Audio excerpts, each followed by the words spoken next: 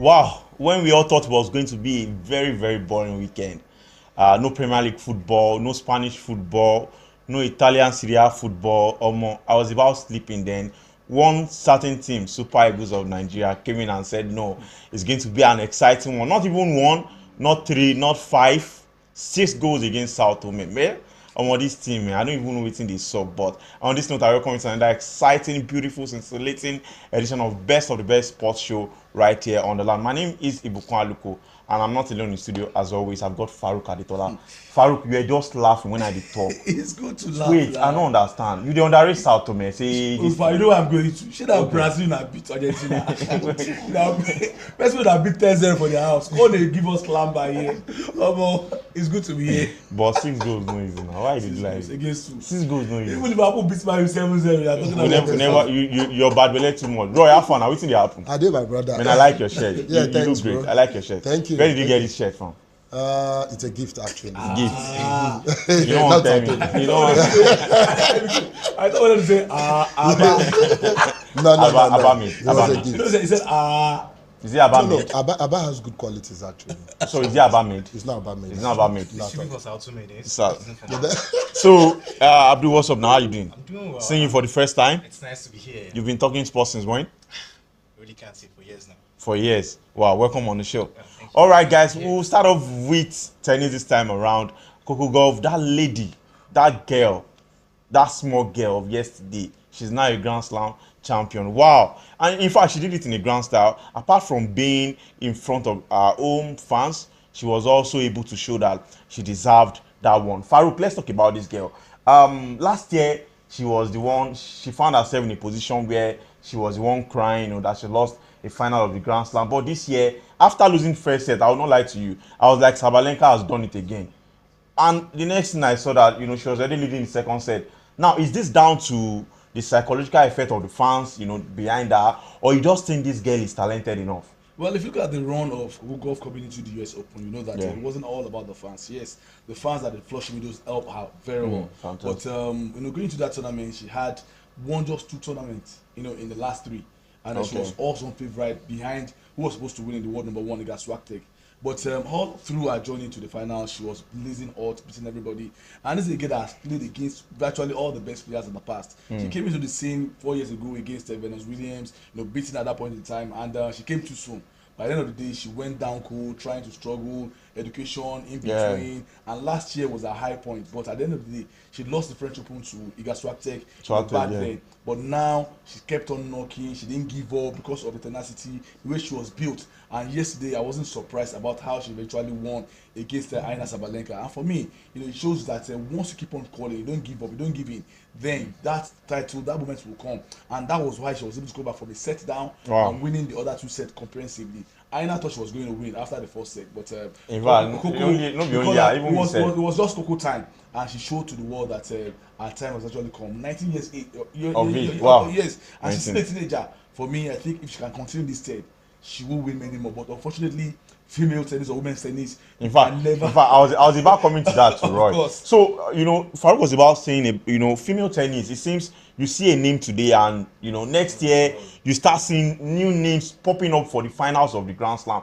Not even ATPs, if it was ATPs, I would say, maybe, not ATPs, anybody fit show. But a Grand Slam, do you think Coco Gauff is someone who will be consistent enough to make us understand that, she's here to stay like Serena Williams? Oh yes, of course, because if you look at her play, she's a very fantastic tennis player. Don't take that away from her, you understand?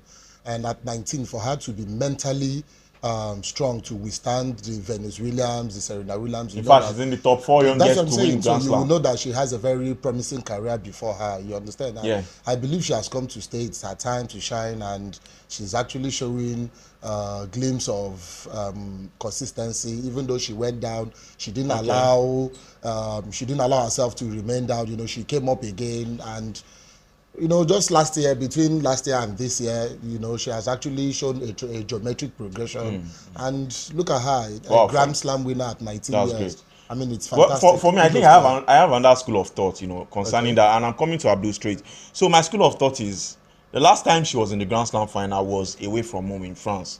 That was the Roland Garros, we call it. Yeah. But after losing the first set, like I said in my intro, I thought it was going to be Sabalenka again. So the effect of the fans, did it play a psychological effect on Coco Gauff winning that? I think it did.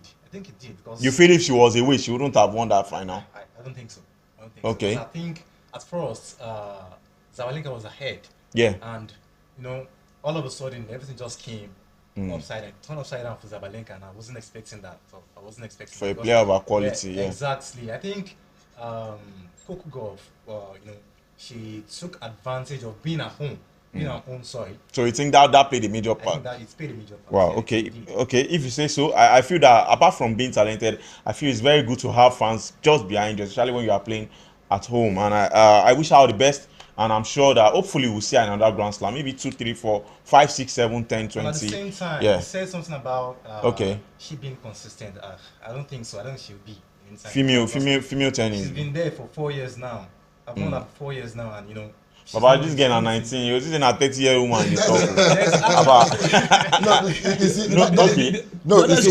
What I'm trying to say is, at 19, if you can withstand the pressure that comes with such stage at 19, it means you have a very promising future. But I think she's a 19-year-old experience. Like you said, she's been in the game for a while now. You can't fault what she has been able to achieve. And the truth is, remember Emma Raducanu 2 years ago when she won the US Open just like that, and everybody thought she was the next thing after bread and butter and sliced bread and butter. And for Mrs. Zeng, she has changed clothes more than coaches more than the number of tennis tournaments she has played. And that's how bad it is. It can be for women's tennis. Even this girl from Japan, Osaka as well. Osaka. She was on top of the world. Osaka. Osaka was on top of the world, winning slam after slam, beating Serena Williams, making her cry in the final of the tennis tournament. And all of a sudden, she said she was going through psychological issue, and since then she has been struggling. Hopefully, she'll come back strong in January because she said she's coming back at the Australian Open. But at the end of the day, I think that for Coco Gauff, she's been here for a long time at a very young age, 16 years. Yeah. So I think she has gathered a lot of experience, and I think that moment of falling and standing up will help her at this point in time. I'm not saying that she's going to win just like that, but I think that she's ready now because her game has been very, very consistent. She has been able to manage the court quite well, and the way her manner she plays now is not from that youthful, exorbitant player that was playing back then. But I feel that before you say Jack, like I said again, someone new can just pop up and knock her off the cliff. In fact, this is what Farah was trying to say. I remember when there was a debate when Serena said that she feels that, not even feels, she wants the same pay as the male tennis player, and at that time it was a really big debate. Yes. Apart from the fact that male tennis is very difficult, they play 5 sets. In fact, you see at times some games even going to the next day. But for female tennis, the Grand Slam, once you win 2 sets, you are good to go. But like I said, I wish her all the best, and hopefully we see her in more and more Grand Slam final. Let's move straight to the guys. Novak Djokovic. Farouk, you are not a big fan of Novak Djokovic. But I'll not. Why let me not start with you. Farouk, I'll not start with you. Let me start with Roy. Okay. So, to be honest, immediately I saw that Alcaraz was not in the final because I think Alcaraz is quite. He has this. Someone said a mixture of Nadal and he's a mixture of all three of them. Number one, he has flair. Yeah. He's very ruthless and he's very athletic. Yeah. You get, so you look at Nadal. Nadal is someone who is, I see him as being athletic. I see Novak as being ruthless. And I see Federer as someone who has flair. He doesn't really need the strength. Like they always say, they say Paul Scholes doesn't need to run around. He sends the boy, he sends message. Now so Federer saved the play. Yeah. So when I saw that Alcaraz was not in the finals and I saw that it was Medvedev, I had the feeling that maybe this is Novak's time, Roy. Well, to be sincere, on my Twitter, I actually tweeted that this is the best tennis final. If anybody that wants to cash out, it's the best final you can cash out. Because from day one, no, seriously, when I saw it was Novak, it's just for another day. You understand? So when I saw it was Novak and Medvedev, I knew Novak was going to take the day. I mean, he's no match. And if you watch the but Daniel has beaten Djokovic before. Honestly, 3 years ago in 2019, it was the same year that Daniel Medvedev won his own first title, and it was against Djokovic. That's what I'm saying. Yeah, but it was a straight set, to be honest. But if you look at that game, the second set alone spanned 1 hour 44 minutes. You know, it started around very late at night. I watched it through to like, you know, to 12 at night, and that game was just, it wasn't one-sided, but the result shows it was one-sided because it was straight set. But at the end of the day, it was about experience playing against a player that's also hunting for his own number 2 title. But when you have someone that is more than you, someone that's, you know, targeting. But your school, did you ever think when he was in Alcaraz in the final, you already gave it to Djokovic? No, I did because see, if you watch tennis quite well, you know what was playing through the mind of Djokovic was that this is the guy that stopped me at the point in time. I didn't just beat Djokovic; he defeated him also in straight sets. Straight sets, wow. And you know that would be playing through the mind of Like Djokovic. it was a walk in the park for him. The only player, sorry please, the only player that can come against any opponent, whether you have beaten him 10 times before or not before, is Djokovic. He does not care. That one is in the past. The next game is always going to be favorite. That was what he used for him. That I've been a senior. And he used that on that night, you know, was able to, you know, blend experience and that, you know, ability to just, you know, play any kind of tennis against Medvedev. For me, these guys will still come back to play. But Djokovic undoubtedly was trying to equal the record of Margaret Court's 24 Grand Slam title and his own 4th title also, you know, in US Open. So for me, everything was against him, and he was able to, you know, rally round and also play against those odds. Now 24 Grand Slam titles, not an easy feat. I remember when you know the debate was between Nadal and Federer.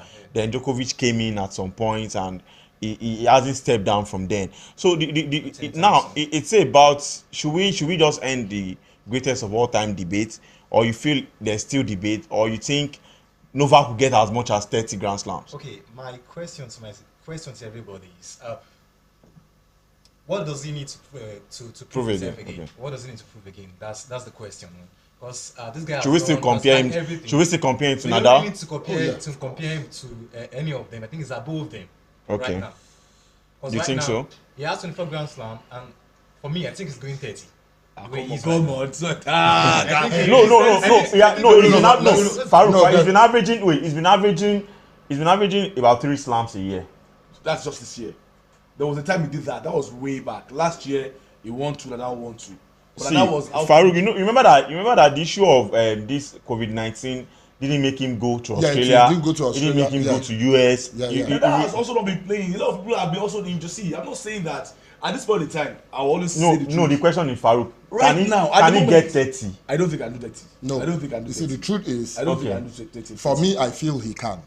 How? You understand? No, he has the experience. He still has this athleticism in him. You understand? What's his year slam for him to win? Australia. He has won. He has won 10 in Australia. Yeah. So I know that he's not really good on clay. I've seen. He's not a clay person. As bad as he is on clay, he has won thrice on clay. So I think it's only Australia and US. Let's his best surface has to be Australia. And also Wimbledon. He has won 10 at Australia. He has won 4 at the US Open. That's what I'm saying.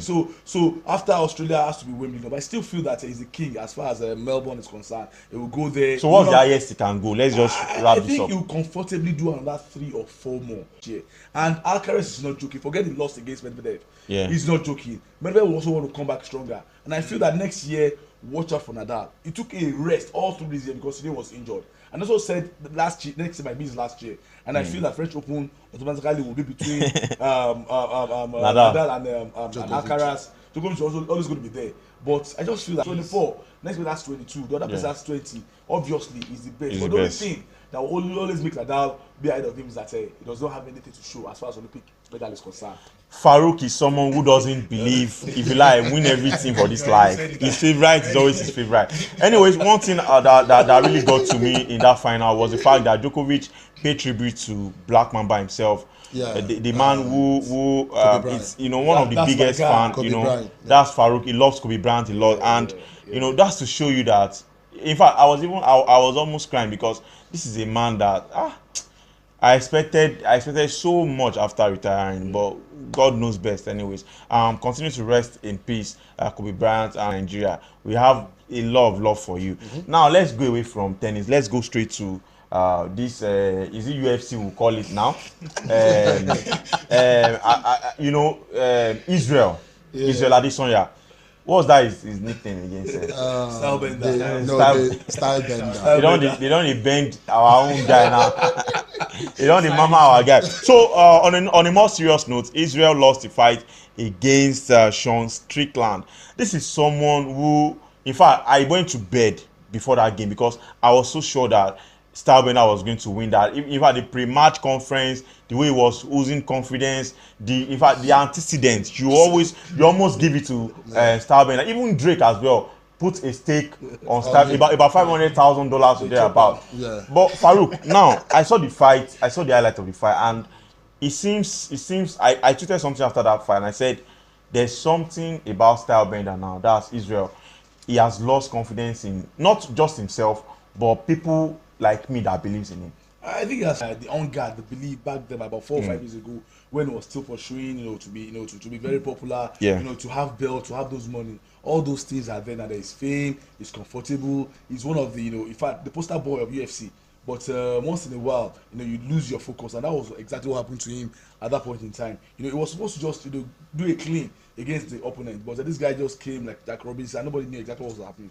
And that guy took him out completely. 5 rounds, he only won just 1 out of 5. That shows that this guy was superior to him in style, in physicality, in dominance. Also, the way the guy managed the court side was fantastic, and he struggled from start to finish. And even before the end of the fight, he knew he had already lost. Yeah, he said so. He was trying to knock out the guy, but the guy was not giving him any kind of opportunity for him to be knocked out, because no matter how much you are dominant in the court, if you are knocked down and you can't start up, then the opponent wins. But for me, Israel will go back to the drawing board if there is any that is left in his. I don't know why we always say that drawing board now, Nigerian team now. So I don't know why.